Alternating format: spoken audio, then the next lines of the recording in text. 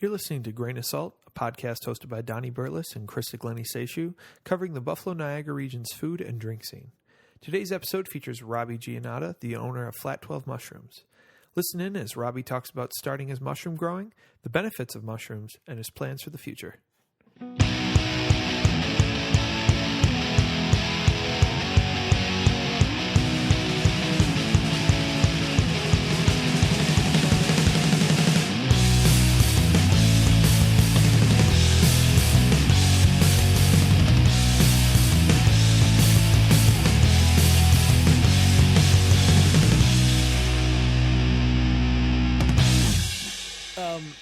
You know, it was crazy. I was like preparing for our talk this evening, and I saw that on Twitter you posted like a whole thing with Art Voice, and I was like, "Oh, great! I'm going to talk about his whole story." And Art Voice just ran like a 4,000 word thing about your whole story. Yeah, that's they did a pretty good job. They did do a pretty good job. The kid, listen to me.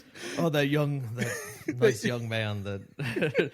This guy, I think he was like 23 years old. But yeah. We were like kind of kindred spirits. It seemed like he like kind of like picked up when I was laying down. We had like a 2-hour conversation to start that, and it was he seemed like a nice dude. And then he started like, I guess he called like all the restaurants or whatever. Yeah, he got a nice quote from Ed. Yeah, Ed Forrester is an awesome dude, and he's so nice to everybody. And then he also called, I think, Steve Gedra. Oh, nice. And got a totally different type of Yes, I believe I think I saw there was a post of some sort that I was like I'm gonna put like a snarky remark on there, and then I was like, wait, the article hasn't come out yet, I can't snarky remark this yet. Yeah. Like, what if he changes something and like the whole tone goes from like light and airy to like dark and nefarious, like 194 Cleveland.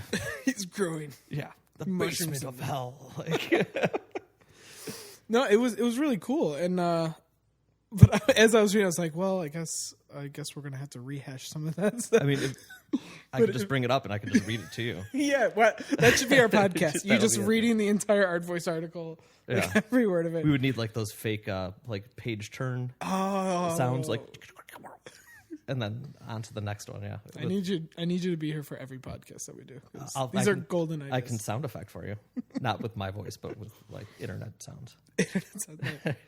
But I thought it was kind of crazy, the whole origin story, that like literally it all started because your daughter wanted to know where mushrooms came from, essentially. It was very similar to that. It was like it probably started with me, actually. I always tell it as her, because she gets to like read these kind of things, and it really makes her feel very special to like to be part of it. And she's in every article. Oh, yeah. So it's like I've met your daughter. She's got a big personality. She's up on like how many likes she gets on pictures of her on the internet. She doesn't she's not allowed, obviously, to she's to be on any of these things. But like we were talking about John Miro, his girlfriend took a picture of her on his like motorcycle and posted it on Instagram. And she's from Vegas, and she has like 1 million followers on Instagram, and she got like 900 likes on Instagram. I was like, I don't even know 900 people. I've never seen 900 people in one place. Yeah. Probably ever. Yeah. And she's getting like nice. And she was pretty thrilled about it. Oh, absolutely. She thinks that she's total hot shit. So, but the story goes, I think I was like on the internet or something like that and saw a grow mushrooms from coffee grounds. Okay. And I was like, well, that's interesting, because I never knew that you could even do that. And I did talk to her, and I immediately went to her because I knew that my wife was like, dude, do whatever the hell you want. I don't give a shit. So I went to Clementine, and she was like, yeah, let's absolutely do this. So I was like, all right, but you have to go. You have to do all the work on this. I don't really want to do it. So I ordered it.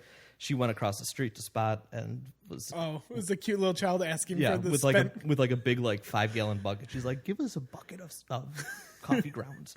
She didn't even know what coffee grounds were. And then when she found out, she was like, you're on your own, dude. So like... we kind of like put the kit together and almost did it right, and we got like a couple of little tiny mushrooms out of it. That's good. It was enough to make some people excited. Really? Oh, Yeah. did you like share them with like friends and stuff like that, or? No, like when we went out to eat or whatever, Oh, okay. I would always be like, "Hey, I grew some mushrooms," and they're like, "No way, let's see your mushrooms, dude." And like obviously there's the general the stereotype of growing mushrooms. It's like it's nonstop, like being like pulled into back rooms and like like areas where normal patrons aren't allowed, or even like salespeople aren't. Yeah. And they like, dude, seriously. I'm like, seriously, seriously, dude. But I'm in my basement. I can't do that. I mean, I could do that, but Yes, I'm not yeah. going to do that. No, never. Ever. But like, Ever.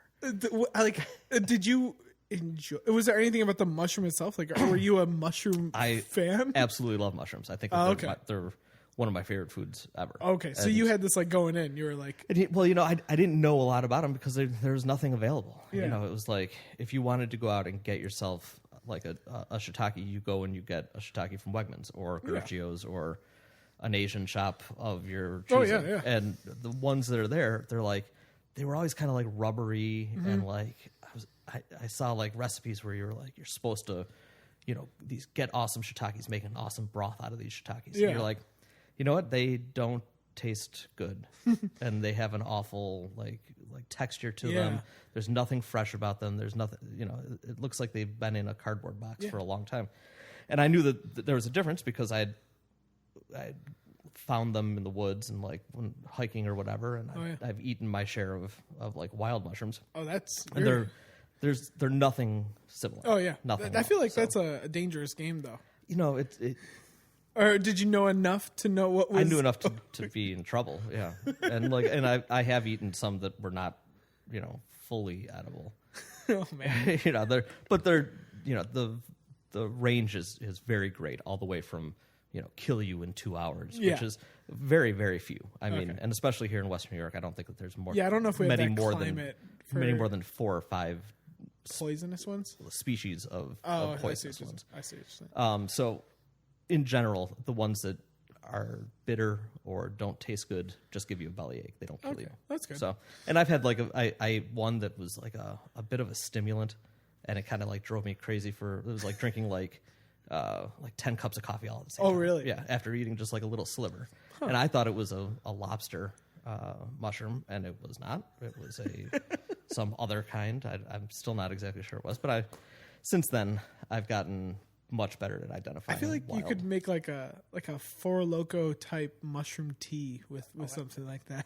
There's plenty of mushroom teas out there that'll get you pretty loco. But I mean, it's But in reality, the more exciting part for me, I mean, I like drinking beer and stuff like that. I'm a dad now. I can't be taking mushrooms I'm not out in the until woods. like 5:00 in the morning next to the Gaslight Falls. Not that that's ever happened before. No.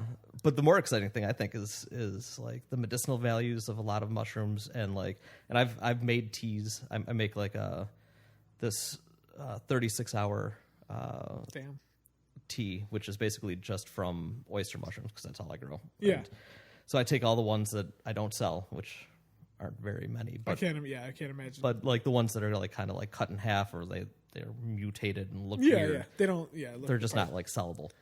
I put those I steep them in water at 172 degrees for 36 hours, and it's like just the right temperature to extract the most proteins out of it and not to denature the proteins at the same time. And basically, it's like an immune booster. Yeah, kind of tricks your body into thinking that you're being infected with something. Okay, but there's nothing for the white blood cells to. Or cytotoxins or whatever they're called. Right. I'm not a doctor, and I don't even play one on the radio. So it's like, but it's crazy because I mean, like going back to that article, like it seems like you really have gotten to a point where you know your shit about mushrooms.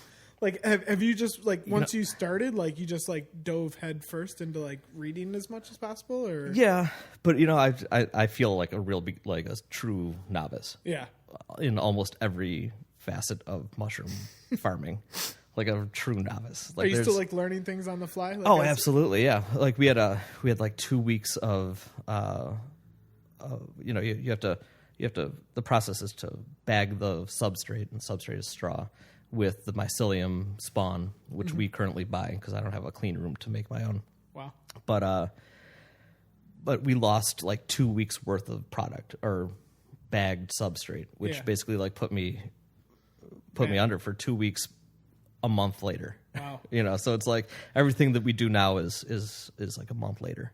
Damn. So it's and just like figuring out why that happened. And stuff. We ended up with like I think it was just a mold outbreak, and it's something that happens when you don't have enough humidity and airflow, like fresh air exchange, and once one gets it, it can travel from bag to bag to bag. Yeah. And these bags were in the back row, and we didn't check on them, and the ones on the top of the back row were fine, but everything underneath was just a disaster. So we had to go through. We scrubbed my entire basement with bleach solution,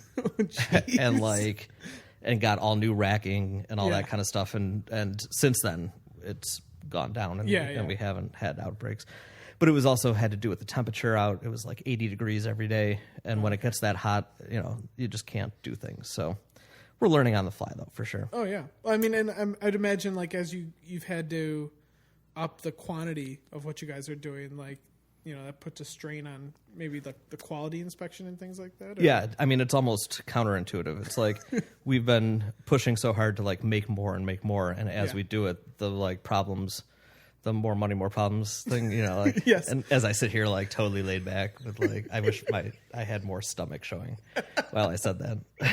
But yeah, it's like, as we're like trying to produce more and more, we're running into more problems. So it's like, we thought we would be doing like 100 pounds a week. And then this happens, and I had like 4 pounds 1 week. Wow. And I was like, that's 96 short, like a little short this week. So like, that's not what I was hoping. So I think what we found out was that at my house in my backyard, which is where we do all of the actual growing, you just added this recently, right? In May, yeah. Yeah, because I remember I stopped by your house and you were still building. Oh yeah. I think we finished in June. Our first crop was in June 1st or something like that. Nice. And it was. We found out, I think we can do like 70 pounds max for 1 week there. So we're never going to get any better than that. And it has to be like right now, for instance, is like perfect temperatures. We've produced enough. Mm-hmm. We're at that point. I think I did deliveries today. I think we had like 68 pounds. Nice. Which was pretty okay. Yeah. And next week we'll probably get close to the same, maybe even a little bit more, because we'll be on to like second growth kind of stuff and things like that. But it's I can't see myself ever getting above that. And then the unfortunate part is at the end of November here, it's going to be too cold. And so what happens then? Basement? Can't go back. That's the problem. We've gone too far in the basement, and we've changed everything around there. There's no grow room down there anymore. It's just for incubation. Yeah. Incubation is like literally you incubate for a month almost. Well, 2 to 3 weeks, I guess. Oh, wow. So I have 2 to 3 weeks worth of stuff that needs to go into the grow house in the basement. So there's 4 times as much stuff downstairs, 3 times as much. Yeah, I don't know, whatever that is. But yeah. So we're for all the space that we have outside, we need 3 times that in the basement. Yeah. So to go back into the basement is you can't do it. I don't think we're going to be able. And to do you have like basically like a list of customers now that are expecting like a certain amount? Of course. Yeah. Why wouldn't I? But luckily it's like Ed Forrester and Bruce. And Corey at Rue. And Corey, who's like biggest fan ever. Nice. Me of him. Yeah, I mean, I still have not been to Rue Franklin. Come on. I know.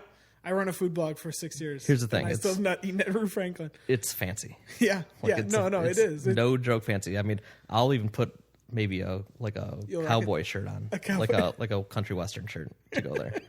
I won't put pants on, but I'll jeans and a cowboy shirt. But that's as dressy as I. No, I mean that's pretty dressy for Buffalo.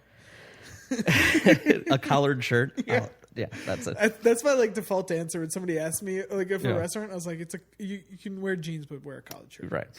I brought my wife there on one of our first dates, and wow, nice. And she wears some loose stuff.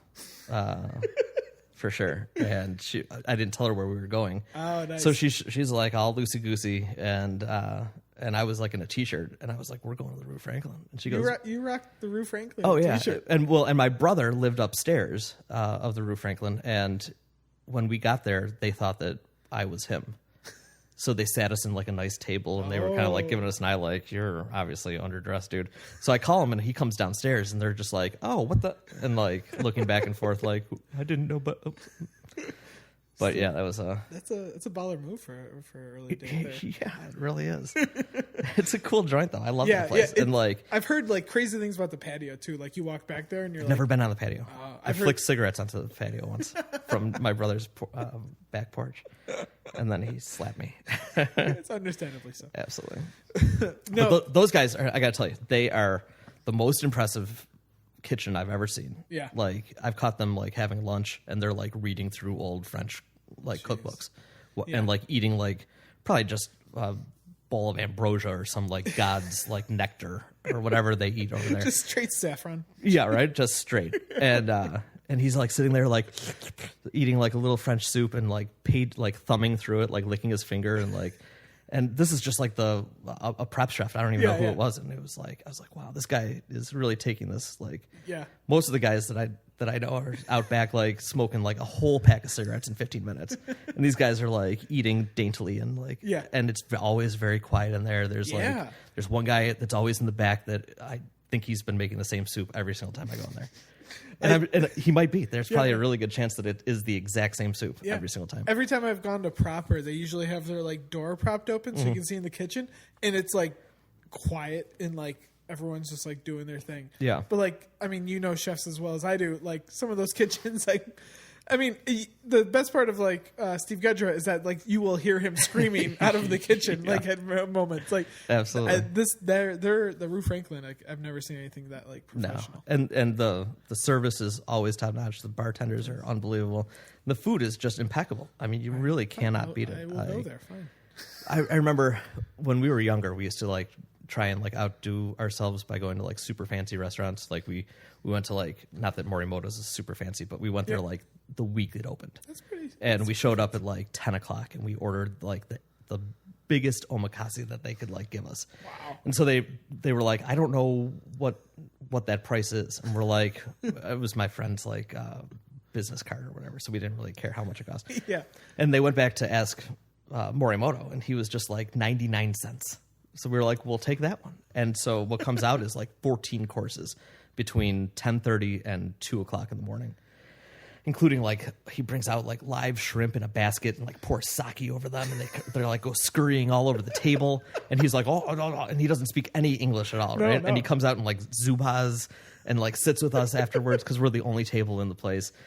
And then this is fantastic. It was an unbelievable, and we also had a pairing also.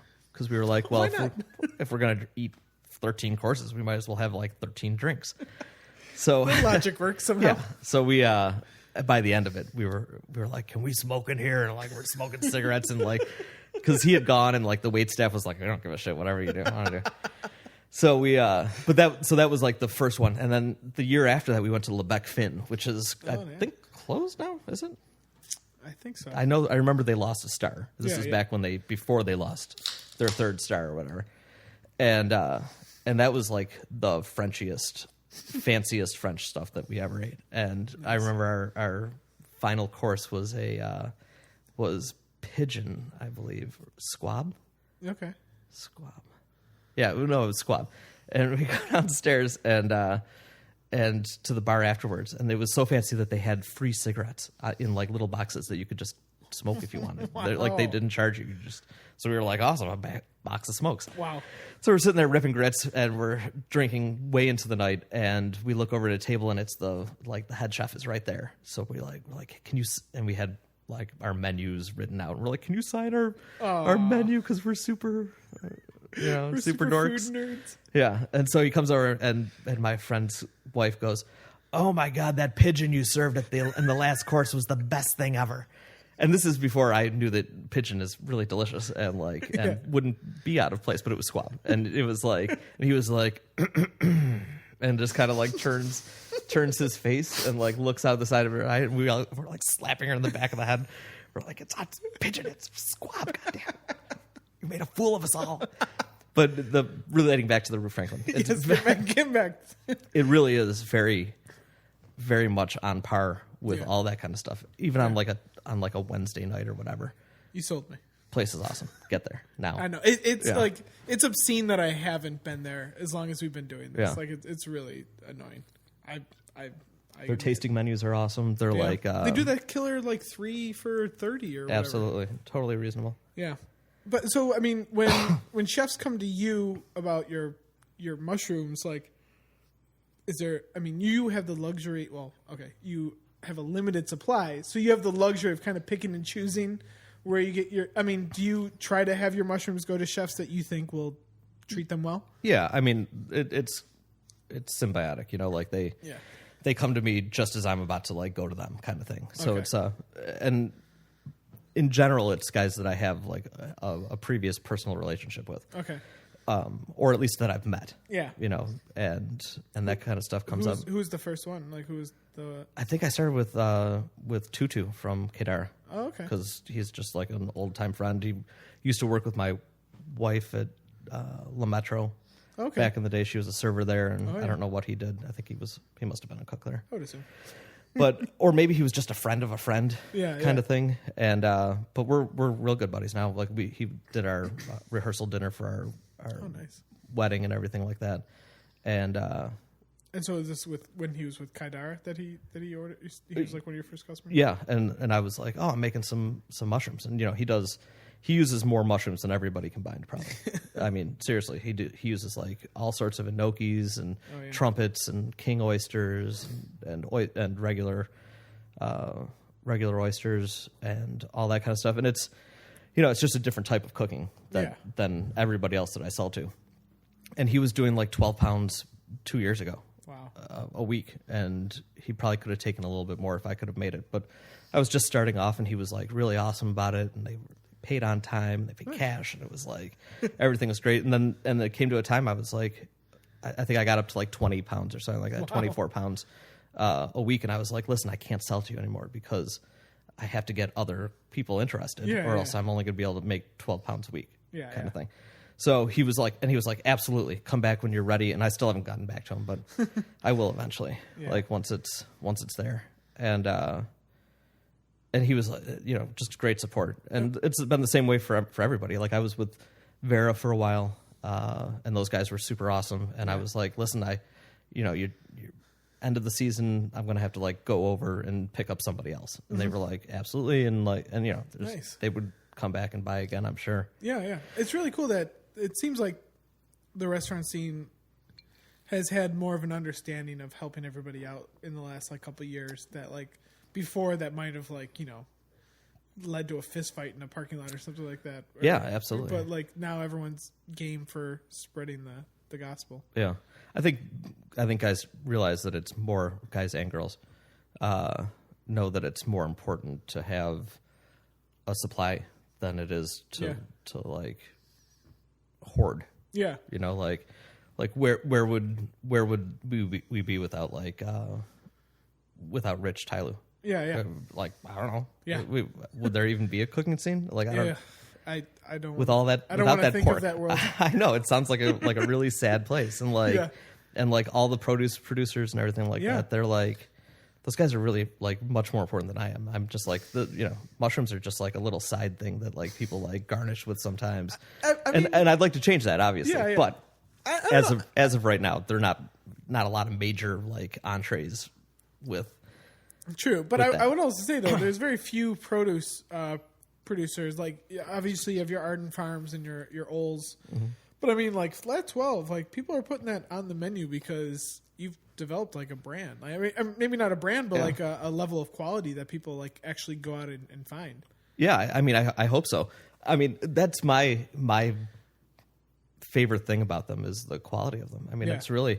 I mean, not to toot my own horn here. Hold on.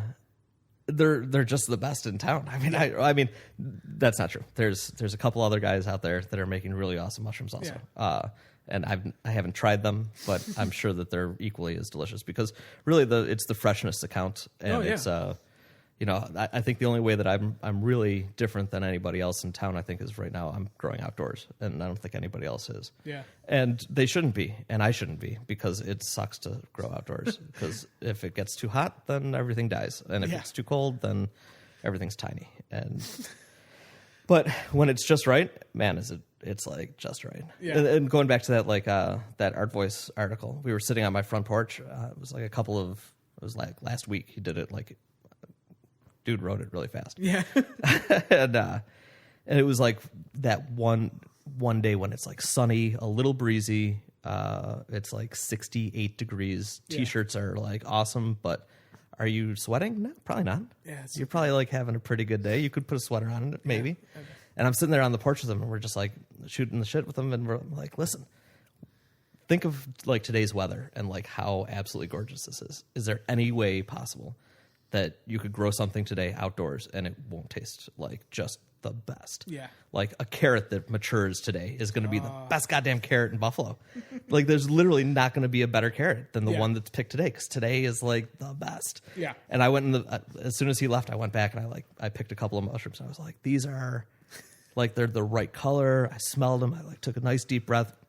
And I also think that I may be allergic to oyster mushrooms, but that's really? beside the point. Is that the irony of? I think that like the spores like get in my lungs, and like I get a little, and it happens. I think there's like people aren't allergic to eating them, but they're allergic to like when they sporulate. Okay. Sporulate, yeah, Sure. when they release their spores and in bulk. So like if you're in a room where there's a bunch of mushrooms that are releasing their spores and you're allergic to them, you'll like kind of like get a little. You have asthma attack. That's basically it, yeah. And that may be me, and it may be acquired also. Yeah, you maybe have like pushed the limits of how much your body can take. I may have done that, which is a little bit ironic, but I get through it. It's not a big deal. But I took a nice big like sniff of this one, and it was like I was like, man, does that smell good? Like, I want to go make a soup right now with and you don't need much. It's like a chicken carcass. Like you just need like a little bit, imparts like all this flavor. Take it out of the water, and you can then even saute it after you boil it. Ooh. And then you still get like this, like it's floppy and like weird, but it's still delicious. And so it's so I did that, and I was like, you know what? I'm right. I'm doing the right thing right now. There's no reason to like look for another job quite yet. Yeah. And as long as everything goes well this winter, which is just going to be like, if we can find a space to move into. Yeah. And we've got some plans, like some fallback plans and some move ahead plans. And we've met some really awesome like business people in Buffalo that are just so knowledgeable and so helpful. And they're out there helping everybody, not just farmers and not just like me. Yeah. These guys are helping everybody, and it's like, and it's no wonder that Buffalo's like turned around the way it has. With guys like this that are just like helping. Like, been working with like Empire State Development. There's a couple guys over there that are just nonstop workers, and Buffalo Niagara Enterprises. They're like like personally calling you and being like, "Hey, how's it going this week? Anything I can help with?" And I'm just, I don't pay them a dime. Yeah. These are like free services for any startup business or any like existing business in Buffalo. That's awesome. And it's just like, it's not only is it helpful, but it's like, it's reaffirming. And, you know, I guess the mushrooms and eating and food is universal kind of thing. So it's like, you know, they always have something to talk about. Like, oh, hey, I met this guy that had this and that kind of stuff. So, and it's the regular Buffalo crap too, where it's like everybody knows everybody. Like I went to high school with the guy from Empire State Development. I hadn't seen him in 20 years. And then I was like, hey, we're in a meeting together. How you doing? Nice to see you. Yeah. And he looks the same. And he's like, oh, now you have a beard. I'm like, well, there you go. Congratulations. Things have changed. Yeah. Man, things sure have changed. I mean, is in like going ahead, like, so right now you're pretty much just growing oyster mushrooms, right? That's it. I mean, in your grand scope of expansion and everything, do you foresee yourself growing other varieties? And oh, absolutely. The thing is, like I said, we're at like top 70 pounds a week. We have requests probably weekly. Definitely weekly, of almost 500 pounds. Yeah.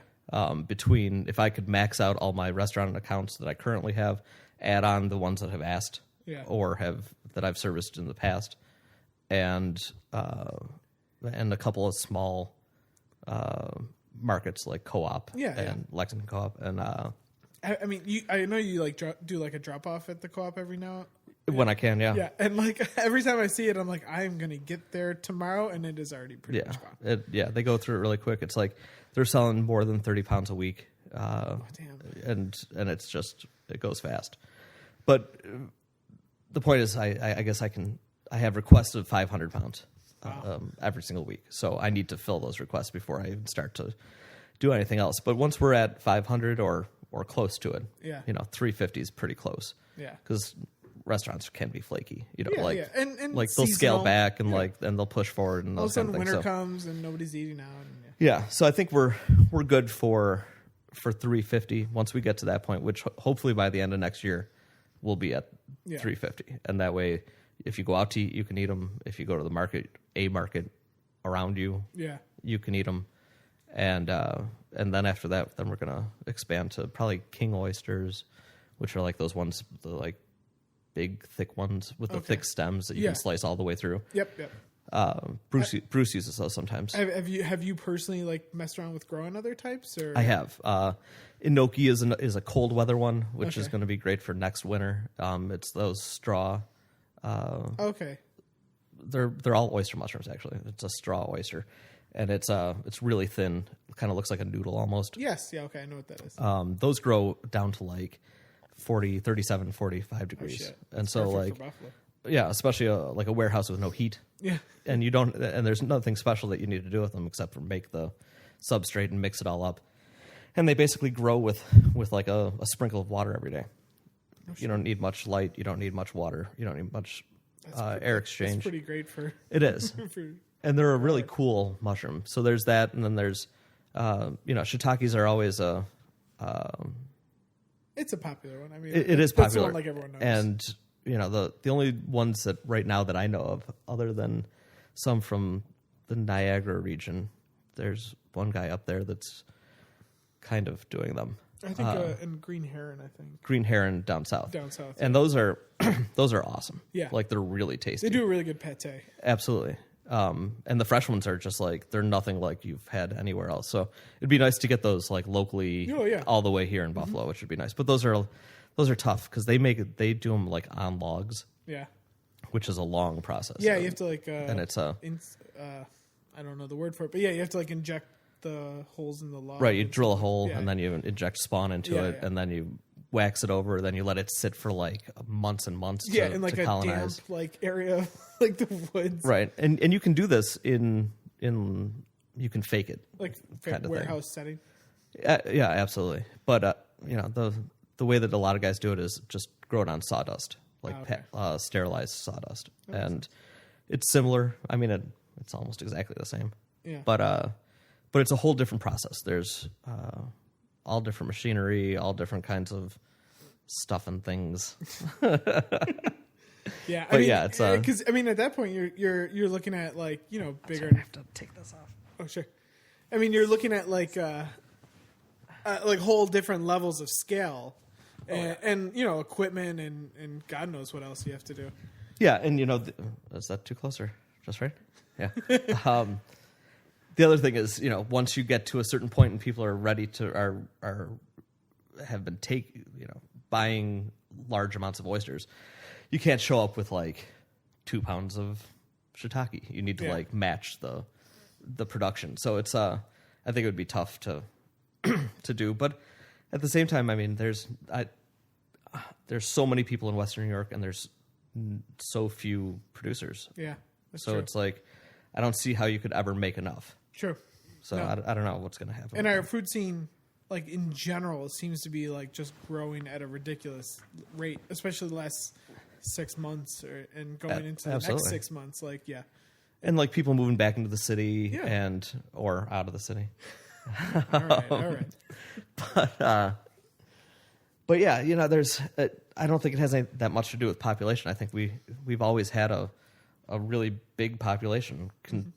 I mean, not what it used to be, and we're not like a top 50 city anymore, but we're bigger than every other city in the world. Yeah. other than the top couple. Yeah. I hundred. mean, we have a large enough We don't live population in that we could support Yeah. more mushrooms. And when you put it in that context, like there's tiny towns in Taiwan that are I like that a lot. Tiny towns in Taiwan that are making and that I'm actually jealous of these guys because in Japan and Asia and they eat and consume so many more mushrooms than we do. Oh yeah. By tens of hundreds of magnitude kind of thing, 100 times more mushrooms per year per person in Japan. Damn. They make as many. I've heard. Okay. I'm not 100% sure on this. Not gonna That hold you to this. Japan actually makes more mushrooms and consumes more mushrooms than the entire United States, which is insane when you think of the size difference and the population difference. It's crazy. Yeah, especially with broths and things like that. Yeah. That's I don't. And they're just so good for you. It's they're really unbelievable little guys. They're it'd be wrong to not mention Paul Stamets, the godfather of modern mycology. Is he a big name in the mushroom He's community? the biggest name in mushroom. I guess not everybody knows this, but but please tell me about your Elvis. he's definitely the Elvis of mushrooms. I think he's from either California or Washington. He's somewhere out west. And he's the biggest proponent of mycelium, and he's written a bunch of books like Mycelium Running, and he's basically, he just believes in the organism. Yeah. There's the topics range greatly, all the way from medicinal to agricultural to industrial applications. He's one of the first guys. He's used it to fight off bug infestations in his house. Wow. He found a type of mushroom that basically stopped carpenter ants from eating his porch. Who knew you could do that? I don't know. This guy did. And if you look at him, he's this kind of burly dude with a big beard, and he obviously spends a ton of time in the woods. Nice. Just probably wandering around and looking at the stars or whatever. Or maybe the opposite. Yeah. But he's he truly believes that there's it's almost mycelium's a neural network, and that affecting one part of the organism, the other part, a half a mile away, because these things are enormous, can sense when, if you step on one part of it, the other parts can sense it. And if you look at the actual, structure of mycelium underground, basically mycelium makes up some percentage of soil that's fairly high. So he says that it's as high as 40 or 60% is just mycelial fungus, biomass. Wow. And basically, if you look at the structure of it, and then you turn around and you look at the structure of the way that they've been mapping stars and stuff like that in the or universes. Have you ever seen those where the super clusters of universes? They look exactly the same. Wow. And it's it's one of those trippy whoa dude, what if let me blow your mind. What if 1 + 1 = cat? You're and no, but that's cool. For somebody especially you. But the absolute bullshit part about it is that you can't get past that hippie bullshit. Yeah. And it's why can't you just say mushrooms and not think about giggle, not be tripping your balls off? Can't you just eat a regular mushroom every once in a while, or believe in the fact that that mushrooms may be the link between plants and animals? Could that be? Is that too far out for your brain, to get all the way there? And but instead, you're gonna say you grow mushrooms, and people are oh yeah, come here, I gotta show you something. I'm all right, dude. All right. It's a downer, but I think with the foodie culture as it's exploding in Buffalo, more people are caring about quality ingredients, different cuisines, stuff like that. That mushrooms are not. It's becoming more of an important ingredient and things like that, or just people are caring about ingredients more. Absolutely, mushrooms and it's one of those things that goes along with it's just one of those umami things that charcuterie plates are coming hot and heavy. Everyone's growing charcuterie. Yeah, and it's I love them the most, but it's one of those ingredients that you just got to have. like around. Yeah. If you don't have a nice, cured pork, then where could you really go? Yeah. If you don't have like, I think the only thing that we're missing really is I guess like specialty greens. I can see that. I haven't seen a lot of like, and we're right at the latitude. I think that you can do whatever you would do in you can do a lot of Northern greens. California and probably like Manchuria, Japan. We're all kind of on the same kind of thing there, and I'm sure that there's no reason why we can't be like getting some fresh Thai basil around here. Yeah. Well, not Thai basil, but like whatever. Yeah, whatever winter greens or something like that. Exactly. So I mean, like but I think it's really necessary. I think that like shipping things across the country is not the way to go anymore. I think that you're going to find like that food security in the future is going to be paramount. And I mean, to be like deadly serious about it, like shit hits the fan. Where are you getting your food from? I know mushrooms aren't like the best, but they're pretty high in protein and they've got medicinal value and shit like that. So it's like, where are you going to get it? Kind of thing. Yeah. And like beyond that, can you get it to people here in Buffalo? Because there's a big problem with that. Like there's huge tracts of land in Buffalo that have no access to fresh food at all. Oh yeah. They're food, I mean, they're food deserts. Food deserts, yeah. And it's like we went to a talk up in Niagara County, and met the dispensers there, which really put a smile on my face because it was like they're fantastic, and I'm glad they were there because it was like one of the driest, kind of like most depressing thing. It was all about like, I thought it was just about like selling food to the food bank. So I was like, I'll go to that. And I think we sold them some mushrooms and they made this awesome like 8-course like buffet thing. I don't think you had courses on buffets, but whatever. But we show up and the dispensers are there and Frank's just like, he's like, oh, motherfucker, I can't believe you're here. And I was like, yes, awesome, they're here. And like, and Rachel and my wife, for some reason, get like all lovey-eyed on each other. And they're like, oh, how you doing? And like, get all googly and like, how's the kids? And Frank's just like, God, I can't believe that we're even at this thing. I don't even know anybody. And so we had to leave because we're like. That is, by the way, a great Frank experience. And so we ducked out and like he like Facebooked me the next day. He was just like, I can't believe you left me there. I cannot believe this. And I was like, I'm sorry. But the bones of the talk was basically that Niagara County is like a fucking disaster. Yeah. Like an absolute total disaster. And that there's like, it has a huge amount of agricultural land and food production in the county. And yet people in the most populated areas can't even buy it. Yeah. It's like, how does that happen? Yeah. And it's all those farms are driving into Erie County to farmers markets. Who knows where they're going? Yeah. I mean, it may not even be here. Or just shipping it, yes. Yeah. I mean, nobody gets it kind of thing. And that's all. That has to change. I mean, there's no excuse for it anymore. Yeah. I mean, I think and as people find that out, I think more people are going to want local stuff even more. I agree. And it won't be just like, what a cool thing to do. I got this from this guy. You should just expect it. Like, expect that to be your everyday life. Like, expect not to get, animals that are mistreated. Mm-hmm. Expect it. Don't even why would you? Yeah. Eventually it won't be a crazy thing to have T Meadow pork or something like that. Yeah. I mean, I went to a local taco chain earlier today. Fair enough. And they and I'm sitting there like putting my tacos together and telling the guy to like put stuff in it, and I was like, they're like, what kind of meat do you want? I was like, oh geez. And all I could think of were like those horrible videos of like millions of pigs like being like swung around. Yeah. And every Netflix food documentary. Oh God, yeah. And I was like, I guess the pork, I don't know, like. And I was sorry. I mean, I guess I could have easily just said beans, please. Yeah. But I don't know what they do to those beans either. Like, that's a good point. I don't know. I don't think I'm safe anywhere anymore. So I'm paranoid. Oh man, I think that's almost like it's true. It's I know.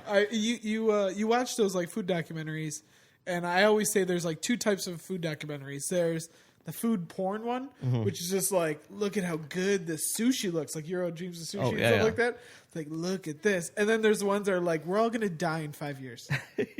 There's like no middle ground. It's like, this is the most delicious thing ever, or we're all screwed. Yeah. And I get the people who like, feel like we're all screwed. Yeah. I mean, it's hard to keep it light when you talk about this stuff too. Because it's like, and it's like, it's like example after example. A child too. Like you're like thinking about like, what are you feeding your kid? Like, yeah. I mean, at a certain point, I can eat crap. Yeah. But I don't want to, give somebody else crap. Yeah, I guess so. I mean, that's the hardest part because she eats nothing but crap and like refuses, like just mouth shut. Like I have to like pry it open. I was gonna say, I thought I hated mushrooms like with a passion. Oh, really? And when I went to Ed prepared some dinner for me, and he used your mushrooms, and I was like, I think I like mushrooms. Was that the one we went to together? Yeah. And that marrow. Yeah, I took a 180. Yeah, and I just thought I just hated mushrooms, but I just didn't like crappy mushrooms. Might be. Yeah, and I was blown away. And since then, like anytime I see a flat 12 on a menu, I like go out of my way to order because it's always delicious. So that's awesome. I have to say thank you for making delicious mushrooms, man. Thanks for having me here. This is awesome. Thanks for eating them. Yeah. Oh, please. And saying nice things and giving me awesome stickers and stuff. I was more than happy to give you Buffalo Eats Approved. Absolutely. I can't wait till I get an actual window to put that in, and then I'm going to take a picture of it and I'm going to post it on the internet, and I'm going to tag you in it. Oh, you're too kind. It's going to be great. Robbie, thank you so much for doing this, man. Absolutely, man. All right.